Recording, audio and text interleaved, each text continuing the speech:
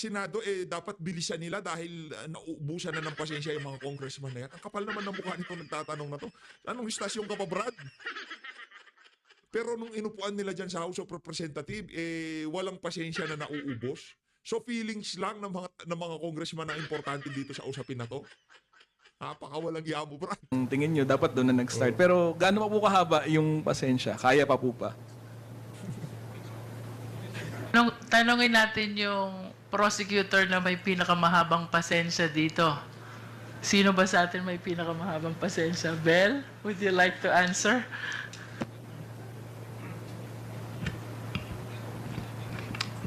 Opo, mapagpasensya po kami.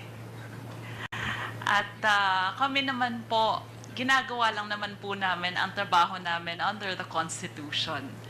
So, kung ano man po ang sagot namin sa maski anong press briefing, maski anong interview, we are all united in following the Constitution, and lahat po ng gagawin namin henceforth will be under the Constitution and under the Senate impeachment rules. You know.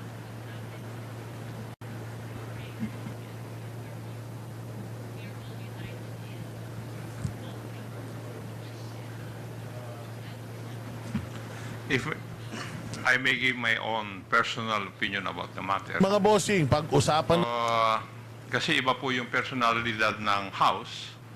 Kami, as members of the House, kami as members of the prosecution group. Kaiba po yun. As members of the House, co-equal kami. Pero as prosecutors, we obey yung mga orders ng mga judges. Di po ba? So, kami sumusunod sa mga utos ng impeachment court because we are the prosecutors. Pero kung the way I look at it, yung pong communication is addressed to the House. So, yung House leadership ang magkukuha nito. Magde-decide. Hindi po kami ng mga prosecutors. Yeah. Yun lang po ang take ko rito. Ayos. Yan, mga ganyan dapat. Wala na yung tipong nauubusan ng pasensya, nagaganito, nagaganyan eh. Mga prosecutor yan. Sila yung magiging prosecutor dyan sa impeachment na yan. Ano lang, Brad, kalma lang ha. Alam ko na mantikaan ka eh. Itong si Sir Marlon ha. Pagka alam na alam mo yung tono ng mga medyang namantikaan eh. Yung tipong yung mga tanong kulang na lang maging chief of staff ng mga congressman nakaharap nila, di ba? Yung tanong mapaghahalata nyo ho talaga. Sa Marami po salamat. Can I add to that? Ang tanong hanggang saan yung pasensya po namin. Kami po ay gusto po rin namin magbakasyon eh. Kasi sinidyin na kami ngayong gabi. Pero nautusan po kami ng plenaryo na mag-prosecute. Kaya nag-aaral po kami at naghahanda. At nakahanda po kami. Ito po ay utos ng taong bayan sa atin. Teka lang Brad, hindi namin kayo inutusan. Utos siya ni Tambaluslos. Pati kami, dinadamay nyo eh. Base sa pinaka-latest na survey, majority sa sambayan ng Pilipino, ayaw yung impeachment na yan. Ikaw tayo, iutot mo lang yan. Naknanto ka. Utos ng taong bayan, tigilan yan. Baycam, PhilHealth, korupsyon, yun ang utos ng taong bayan. Hindi yan ang utos ng taong Brian Brad. Tumaba ka na lang dyan sa upuan mo. Ayusin nyo. Hindi yan ang utos namin sa inyo. Ang utos namin, bigyan nyo kami ng murang pagkain, magandang transportasyon, ligtas na mga kalsada, magagandang mga tren. Yun ang utos namin sa inyo. Hindi yung impeachment na yan. Anong utos? Utos sa inyo yan ni Tambaluslos. Pati kami dinadamay nyo sa mga kabalbalan nyo na yan. Huwag nyo nga kami idamay. Ikaw ha. Pero sabi nga nila, it takes to tango, di ba? Pag nag-prosecute kami, wala namang korte, anong magagawa po namin? Kaya nandito tayo sa sitwasyong ito. Ito excited ako eh. Pagtatatanungin na nito Senator Dante Marcoleta itong mga unggoy na to eh. Excited talaga ako. Tatanungin niya yan si Akop. Naku, hindi makakapalag kay Sen Dante yan. Senador, yung kinukuhan-kuhanan nyo ng hopya, naku, yan si Joel Chua. Ayaw nyong pagawan ng motion, ayaw nyong mag-manifest, ayaw nyong magsalita sa mga komite, diyan sa House noong mga naunang panahon. Ngayon, magsasalita si Rodante Marcoleta bilang Senator Judge diyan sa trial na yan. Ayaw manda. Ihanda nyo na yung mga puwit nyo. Yari kayo kay Sen Dante ngayon. Na thankful naman kami na may patutunguhan din ito paglampas ng 19th Congress patungo sa 28th Congress. Siguro ganun ang konsolasyon po natin. Pero sa ganang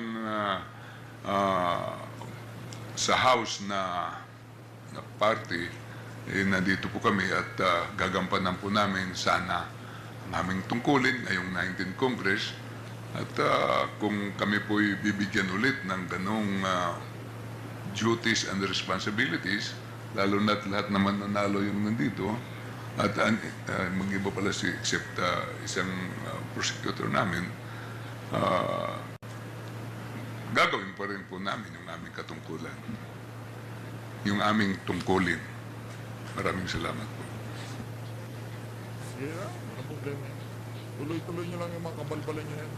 Thank you, Lahat Gov. naman may hangganan. Let us hear the next questions from Jonathan Andal of GMA 7. Yun. Ako, si Jonathan. Ano pong guidance and directive ni Speaker? Pagka GMA, makapal, ano na yan, sebo na yung mga, ano dyan, nakadikit sa mga yan. Di na namamantikaan yan, nasesibuhan na yung mga... Sa inyo po, tungkol dito sa pag-remand ng articles of impeachment. Meron po ba, if ever?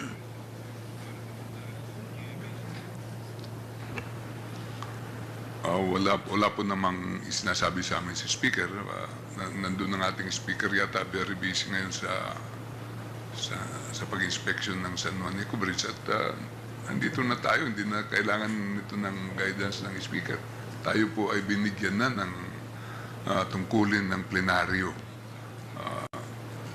Kaya, siyempre, nagmi-meeting-meeting na lang kami kung anong susunod na hakbang na gagawin namin.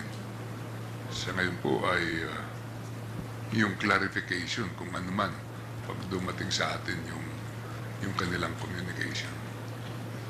Ang boto po kagabi, 18-5-0. 17? It's 18.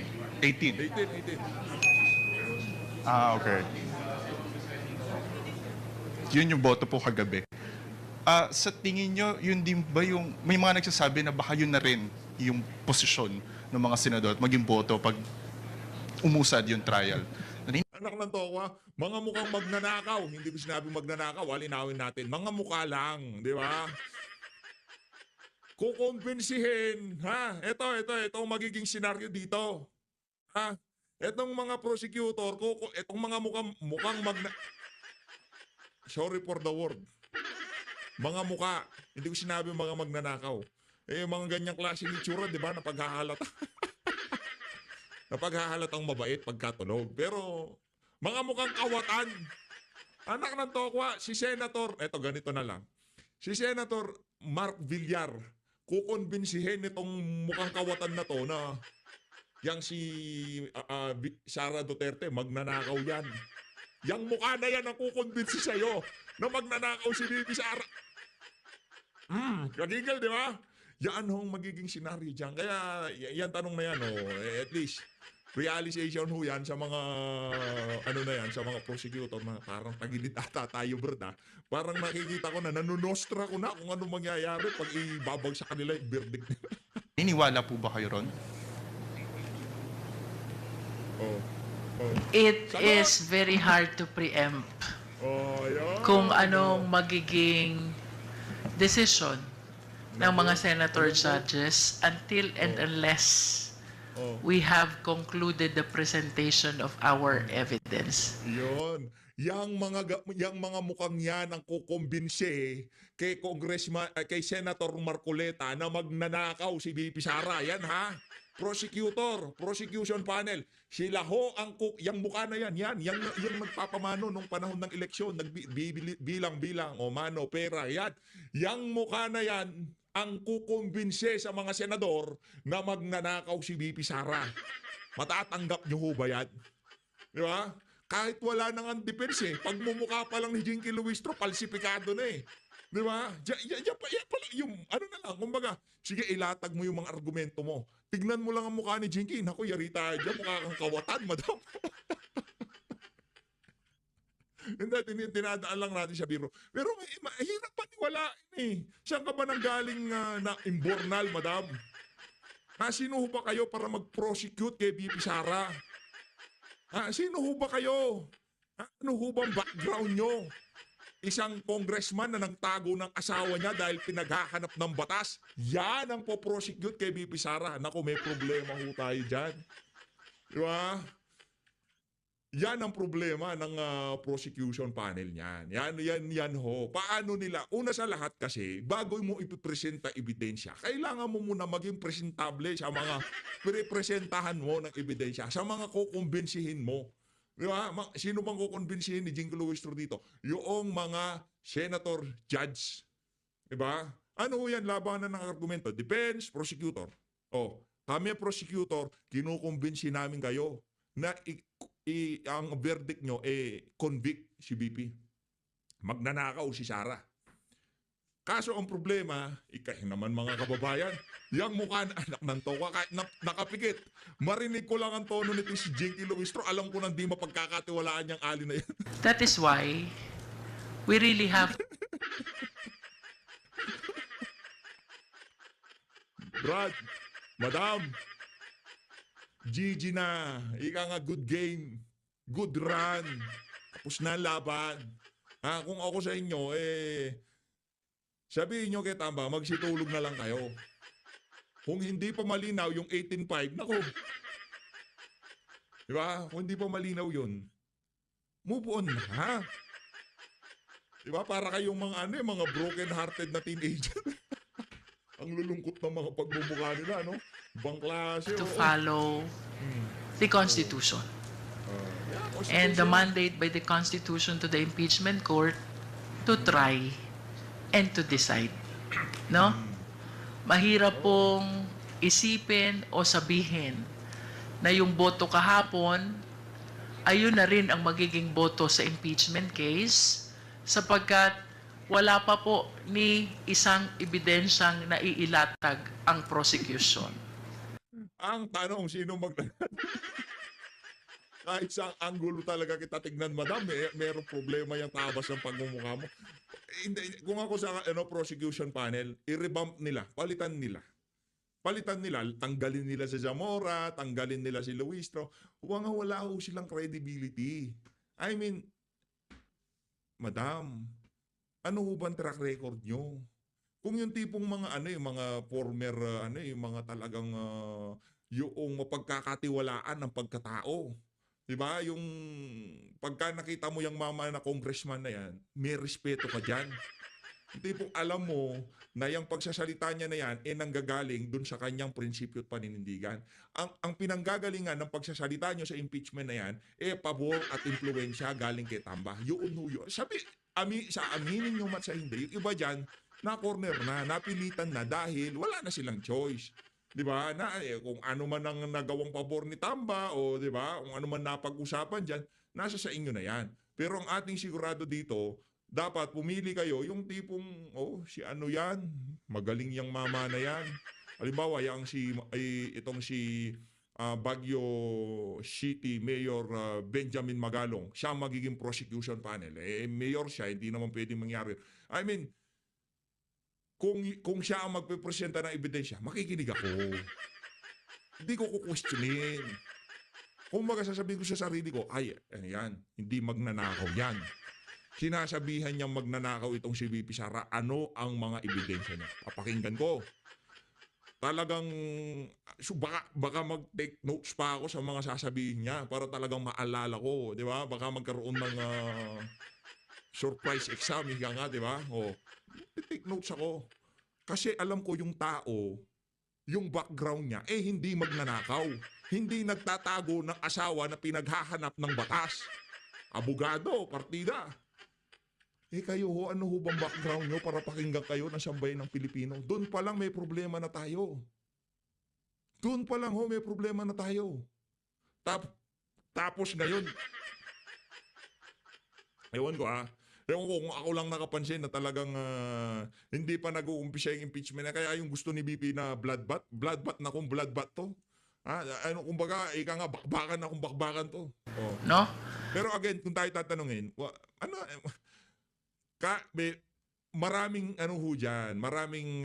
maraming views dyan. Especially yung mga nasa mainstream. Kaya gusto rin nilang impeachment. Maraming views. Nakita nyo naman yung mga views ng ABS. Yung pa lang, pag live stream pa lang nila, kulang 1 milyon. Marami hong views. Tayo, konti lang ho yung mga views natin. Ano lang naman ho tayo, sino ba naman tayo? Wala naman tayong bilang talaga dyan, di ba? Kumbaga, hindi natin malaman. Maraming naliligaw sa PH update. Marami ho talagang views sa totoo lang. Pero kung tayo papipiliin views o yung mapag-usapan yung tunay na issue na malapit sa bituka ng mga nagugutom na Pilipino, yun ho pipiliin natin. Kahit na di karamihan ng views, at least napupunta tayo dun sa tamang daan na pag-uusapan yung mga tamang issue. Yun ho ang atin dito. Okay lang, wala nang problema mag-views ka na 550,000, 100,000, walang problema yun.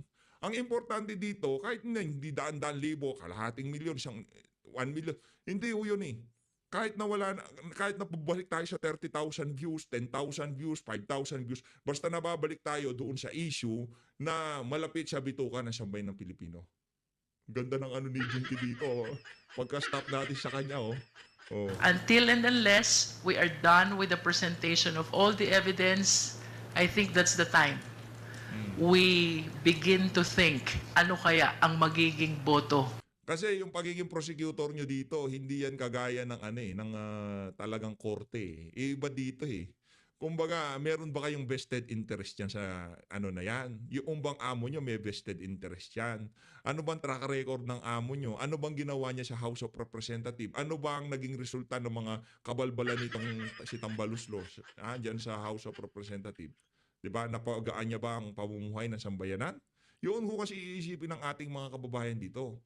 Hindi lang yung mga ebidensya ilalatag nyo. Sinong nagpipresenta ng ebidensya? Sinong atat na ma-impeach si BP Sara? Yun yung unang tatanungin ng ating mga kababayan. Kaya kung talagang kung gusto nilang maging pulido ang pagpipresenta ng prosecution, ayusin ho nila yung mga personalidad na isasalang nila dyan. Okay, si Akop, lagay na natin dyan. O bigay na natin sa kanila si Akop. Pero itong alin na to, naku, yali tayo dyan. Pero sa bagay, hayaan lang ho natin sila kung nagkakamali sila. Hayaan lang natin. Hayaan yung si Jinky na magdaldal dyan sa trial na yan. Ng ating mga senator judges. Malungkot ang dating. Malungkot itong si Aling Jinky. Hindi na siya masaya. Parang iiyak na nga Tingnan nyo naman yung mga kababayan. Malayo na nga ang tingin nitong si Aling Jinky Lalayo na ng tingin niya. Yung tipong ano ba naman tong pinasok ko na to. Sa bagay, okay na yun, madam. Pabor, impluwensya at kung ano-ano pang perks na kasama yung pagiging prosecutor niya na approve, ika nga, di ba? Anong obligasyon. Huwag nyo nga kami lokohin, di ba? Huwag nyo kami lokohin. Huwag nyo lokohin. Yung mga ayuda, di ba? Yung mga ayudang pinamimigay nyo. Hindi lahat nakakapagbigay ng ganyan. Si Congressman Isidro Ungab, di nakapabigay ng ganyan. Si Congressman Pulong Duterte, hindi nakapamigay ng ganyan. Yung malapit lamang sa kaldero, yung malapit sa kaban, yun lang nakakapamigay ng ayuda, yung tipong 1, 2, 3, 4, mano. Di ba? Sila lang nakakagawa niyan, madam. O yung perks na kasama sa ginagawa mo na yan. Are you done with your questions? Okay. Bibian Gulia from ABS-CBN. Go ahead. Okay. Kawawa naman tong si Aling Jinky. Dahil ito lang naawa ko. Ang dami nang pumapasok sa utak niya. Ang dami ng plano ng Aling na yan. Di ba? Pagka na-impeachment namin si BP, natanggal namin siya sa pwesto, may ganito, ganyan, may ganito. Ako, sisikat ako, baka maging senador pa ako, o talaga namang mag-aladilima na ako, makapagbidabidahan ako dyan sa trial na yan. Lagi, maya ako tinatanong, ako magsasalita. Ano na yung mindset niya, di ba? Makikilala ang apelyidong Luis Tro sa buong Pilipinas. 2028, kasama ako sa lineup ng administrasyon. Di ba? Gagawin akong secretary ng kung sino man ang papalit kay Bangag. Ano na yan ambition ho yan. Lahat ng kaganapan ngayon dyan sa House, Senado, lahat ng pabor, anti sa impeachment, merong driving force behind ng mga desisyon, mga ginagawa nila dyan. O yung nasa umaayaw dyan, merong driving force. Ano yung driving force nitong si Senator Bato? Mabalik tayo dun sa tamang issue. Mabalik tayo dun sa tamang track na kung saan yun ang dapat pinag-uusapan. Yun ho ang nakikita natin doon sa mga senador na kinukontra yung impeachment na yan. O, pero lang si Amy. Si Amy, problema yan. Huwag nyo akong andarin. Hindi nyo akong kahit na yaang mga Marcos na yan, mag-alatupa pa yan, ano yan, yung amoy ng pagiging, niyan, mga aas ng mga yan, hindi nyo maitatago. Lalo na sa mga kasama natin dito sa PH Update. Kahit na mag-courting tupa pa yung mga walang yang yan, yung mga Marcos, lalo na yung si Aimee, nako. Kahit na mag-alatupa pa yan, magpakabait-baitan pa yan, hindi ho mababago ang katotohanan na Marcos yung ali na yan. At merong dahilan, meron siyang endgame. Diyan sa pagdikit-dikit niya na yan kay VP Sara. At meron din naman dahilan si VP. Hindi natin siya kini-question do. Pero bilang taga-suporta nitong si dating Pangulong Rodrigo Duterte at isa doon sa mga sumuporta dito sa mga walang yang Marcos na to. Nako, nasa laylayan lang ho kayo nung nagdaang eleksyon. At kung umaasa kayo sa 2028, tatakbo kayo ng pagka-vice president. Nako, ayusin niyo mga desisyon niyo sa buhay. Nandiyan si Senator Christopher Bongo. Yan eh. Yan talagang endgame ng ano na yan eh. Ano ho yan? Ika nga, siya yung panggulo sa usapan. Panggulo sa usapan, di ba? Duterte. Saya-saya natin. Solido. Duterte. Tayo. Dinagdag itong si Dr. Mata. 11. Duterte 11. Oh, di ba? Naku, pumasok. Ay, Duterte pumasok itong tapos nag-Duterte 12 yang sa dalawa, di ba? Duterte tayo, Duterte. Pumasok, naku, nagkaroon na ng turbulence. Nagkaroon ng mabantot na hangin na pumasok sa mga taga-suporta ng Duterte. Doon na, again, respeto natin yung tayo ng ibang mga kasama natin. Pero yung pagka pinasok talaga ng mga Marcos, nafe-feel ho natin na talagang nagkakaroon ng division. Ay nagkakaroon ng pagkawatak-watak sa mga Pilipino, sa mga taga-suporta ni Tatay Digong. Sabihin nyo na yung gusto nyo sabihin, galit kay di na kayo nag-move on, hindi. Ito ho, ang pinag-uusapan nun natin dito, prinsipyo.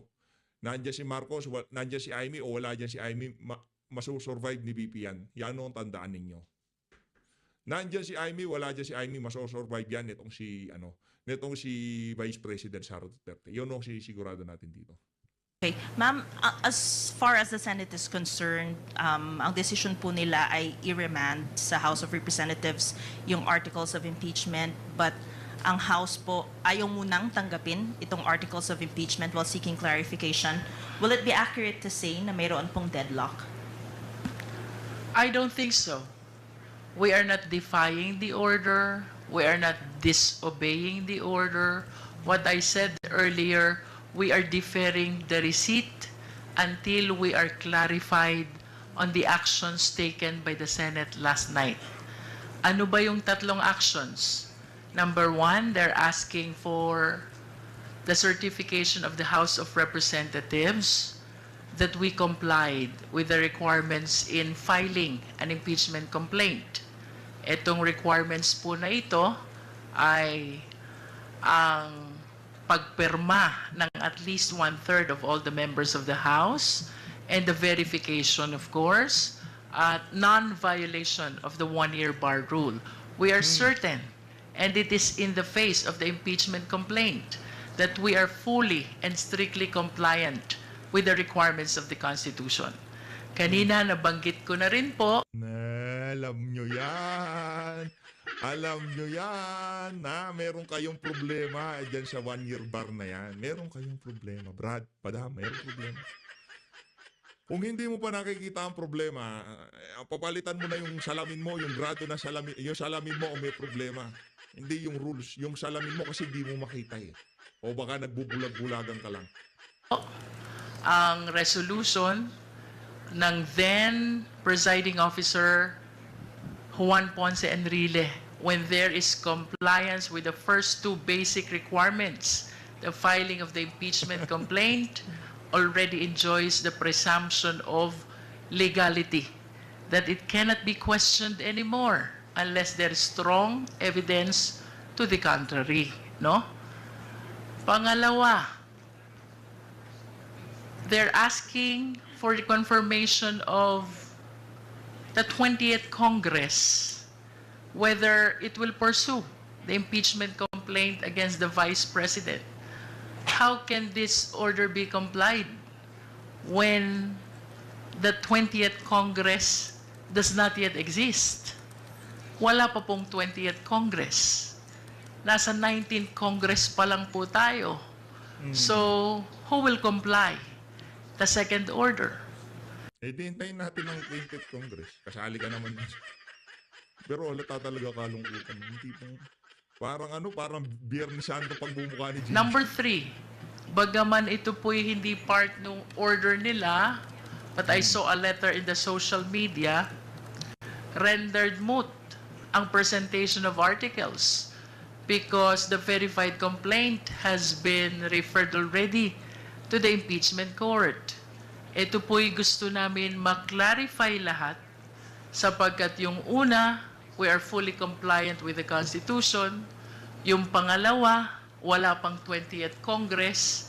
At yun pong pangatlo, the presentation of articles, that is part of their own rules. And we are ready to present the articles.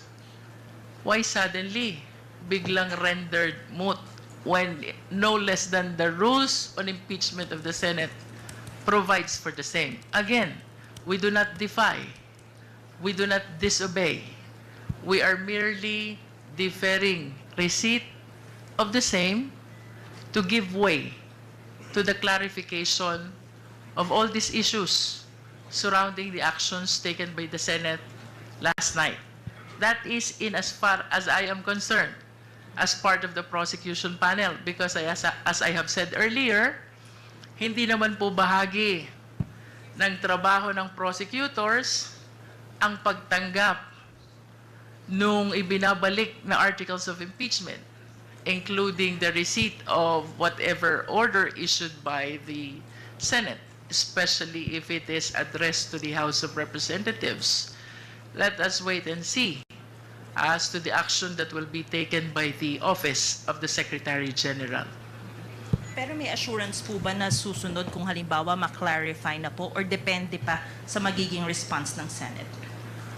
As soon as this is clarified and the clarification is in accordance with the Constitution, Parang bago ko dito sa ano na to. Ba't parang bumait itong alin na to? Nangyari dito? Ba't parang naging ano siya, parang naging mainhinho siya dito sa ano na to, dito sa press con na to. the Senate rules on impeachment and other existing laws, we will certainly abide. Dahil kagaya ng sinabi po ng aking mga kasama, ibang usapan to, impeachment court ito. Sila po ang judges at kami po ang prosecutors. We are morally bound to follow the orders of the impeachment court. Clarification lang din, ma'am, kasi last day na po ng session today. So wala po bang compliance na mangangailangan ng House plenary action? At this point, what we are considering is to prepare a motion seeking for clarification. Also, sa tingin niyo po ba yung ikalawang utos ng Senado ay parang admission na rin na pwedeng tumawid sa 20th Congress itong impeachment trial? That's the way I see it. And that's one of the several things that I wish to welcome. Yun pong kautosan nila na address sa 20th Congress, indeed, is an implied admission already that we can continue the impeachment trial until the 20th Congress. Final clarification. Yung withdrawal ng impeachment complaint or articles of impeachment by the House, it's off the table. Tama po ba yun? And are you considering to bring the matter to the Supreme Court? About the impeachment complaint being withdrawn, that is outside the power of the Congress already, because we have concluded our function and power to initiate the impeachment complaint. Tapos na po yun. The ball is already in the hands of the Senate, whose duty is to try and decide, no? Walang amendment, walang withdrawal na manggagaling po sa House of Representatives. Hindi po yan pinapayagan ng Constitution. And then your next question? That is a matter that we have yet to discuss.